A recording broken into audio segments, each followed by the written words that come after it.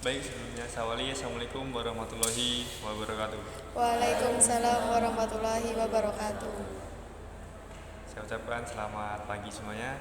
Pagi. Kami dari kelompok 4, mahasiswa Fakultas Pertanian, program studi Ilmu Pertanian Perkebunan, Universitas Jember, Kampus Bondowoso. Baik, di sini kami akan membawakan podcast dengan tema kontribusi Islam dalam mewujudkan kesejahteraan. Sebelumnya, perkenalkan, nama saya Chandra Ilyas Ramadhani, saya sebagai host. Saya Anggi Siska Aprilia sebagai narasumber 4. Saya Aziza Nurlaidi sebagai narasumber 3. Saya Rina Putri sebagai narasumber 5. Saya Rina Putri sebagai narasumber 2.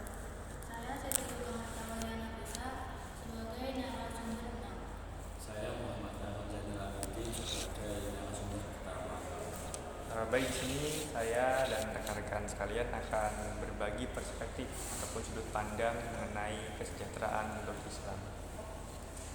Mulai dari hal-hal yang dasar, mulai dari instrumen ekonomi, hingga hal-hal yang relevan di era modern seperti sekarang. Saya ingin menanyakan kepada rekan-rekan semua, menurut rekan-rekan, kesejahteraan itu apa sih? Menurut saya, kesejahteraan Islam itu apa sih? Sebagian dari maqasid syariah, yaitu menjaga agama, jiwa, akal, keturunan, dan harta. Hal ini menunjukkan bahwa kesejahteraan Islam tidak merujuk kepada soal materi saja, tetapi juga spiritual dan sosial. Dalam Al-Quran, Allah berfirman, dan carilah apa yang telah dianugerahkan Allah kepadamu, kebahagiaan negeri akhirat, dan janganlah kamu melupakan bagianmu di dunia. Surat Al-Qasas ayat 77. Ayat ini menegaskan bahwa keseimbangan antara dunia dan akhirat, sehingga kesejahteraan Islam tidak merujuk sehingga kesejahteraan Islam bersifat menyeluruh. Itu menurut saya Islam.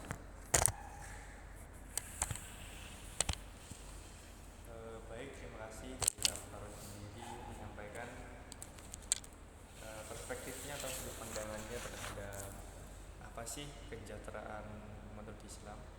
Yang pertama yang saya dapat dari rekan saya ini, saya mendapatkan bahwasanya kesejahteraan umat Islam adalah menjaga agama, jiwa, akal, keturunan, dan juga harta. Baik, perspektif yang bagus. Mungkin ada rekan-rekan sekalian yang ingin berbagi perspektif untuk sudut pandang lainnya. Menurut saya sudut pandang zakat. Zakat itu adalah salah satu instrumen utama dalam Islam. Zakat bukan hanya sekedar kewajiban, tetapi juga mekanisme sosial untuk redistribusi kekayaan. Rasulullah SAW bersabda, Islam dibangun atas 5 perkara. Menunaikan zakat. Hadis riwayat Bukhari Muslim. Dengan zakat, harta dibersihkan dan kesenjangan sosial dapat dikurangi. Zakat menjadi fondasi kesejahteraan karena dapat menghubungkan yang kaya dengan yang miskin dalam suatu ikatan solidaritas. Zakat, baik, perspektif yang bagus. Yang ini di zakat ternyata bukan hanya sekedar kewajiban ya, tapi juga sebagai apa, peran kita sebagai mekanisme sebagai makhluk sosial.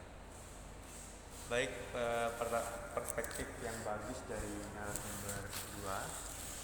Mungkin dari rekan-rekan sekalian ada ingin yang disampaikan kembali mengenai kesejahteraan menurut rekan-rekan itu apa sih? Menurut perspektif saya, Islam juga melarang adanya riba karena dapat merusak tatanan ekonomi dan menimbulkan adanya eksploitasi. Menurut Quran surat Al-Baqarah 275 menegaskan bahwa riba itu adalah sesuatu yang merugikan. Sebaliknya, Islam menegaskan prinsip thoyyib dan halal dalam setiap konsumsi maupun produksi. Hal ini menegaskan bahwa di dalam setiap aktivitas ekonomi itu bukan cuma tentang keuntungan materinya saja, tapi berkah di dalamnya.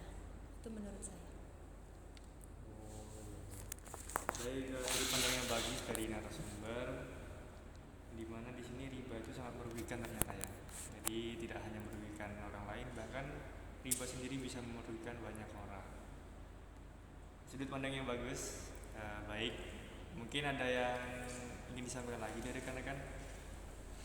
Dari perspektif saya, dari nilai sosial dan solidaritas, kesejahteraan itu tidak bisa dicapai individu, melainkan harus kolektif.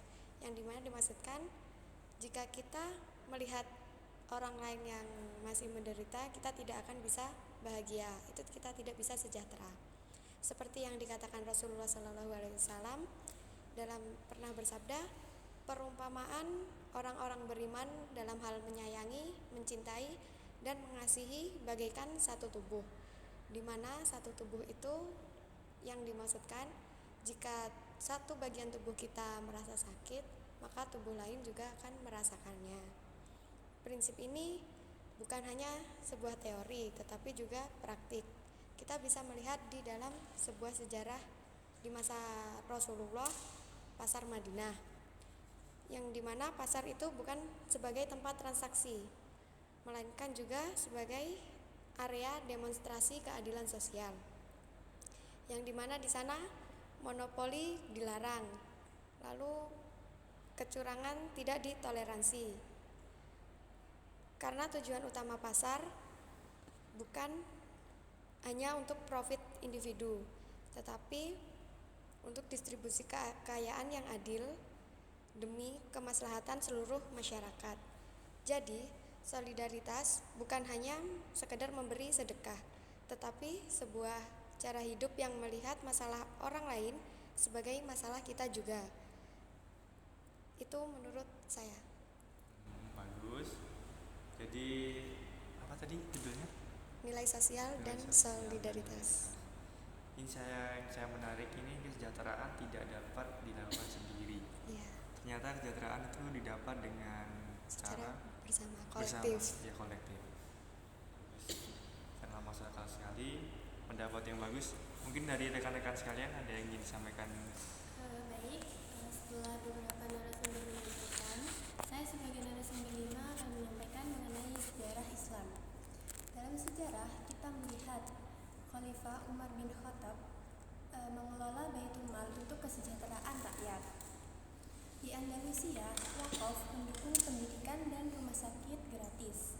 Bahkan pada masa Umar bin Abdul Aziz, kesejahteraan rakyat itu sangat tinggi, sehingga kita sulit untuk menemukan orang yang akan diberikan zakat. Ini menunjukkan bahwa konsep kesejahteraan Islam benar-benar pernah terwujud dalam praktik nyata. Mungkin itu saja menurut saya. Jadi apa tadi? Tujuan zakat ya? Sejarah Islam. Oh, sejarah Islam. Ya. Di sejarah Islam ternyata Islam yang kesejahteraan ini ternyata sudah dilakukan oleh pendahulu-pendahulu Islam terlebih dahulu ya.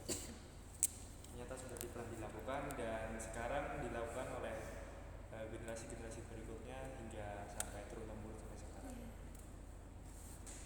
Jadi ternyata kita juga harus belajar dari sejarah ya.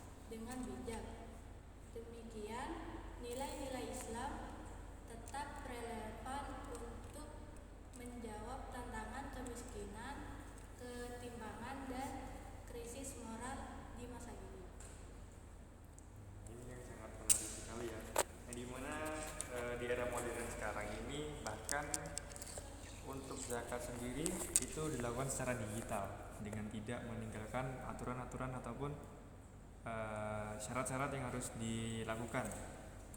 Sekarang ada zakat digital dan juga ada mungkin sekarang ada bank-bank syariah, tabungan syariah, keuangan syariah seperti itu ya. Yang dimana semua itu tidak meninggalkan hukum ataupun aturan-aturan agama Islam sendiri, yang dimana jangan sampai adanya riba dan juga hal-hal yang merugikan orang lain.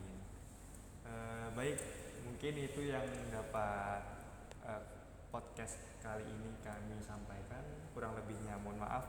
Sebelumnya saya ucapkan terima kasih kepada rekan-rekan semua telah menyampaikan pendapat serta sekaligus sudut pandangnya mengenai kesejahteraan Islam dan kesejahteraan di era modern ini. Mungkin itu saja dapat kami sampaikan. Kurang lebihnya mohon maaf. Saya akhiri. Wassalamualaikum warahmatullahi wabarakatuh. Waalaikumsalam warahmatullahi wabarakatuh. Baik, terima kasih rekan-rekan semua. Ya, terima kasih.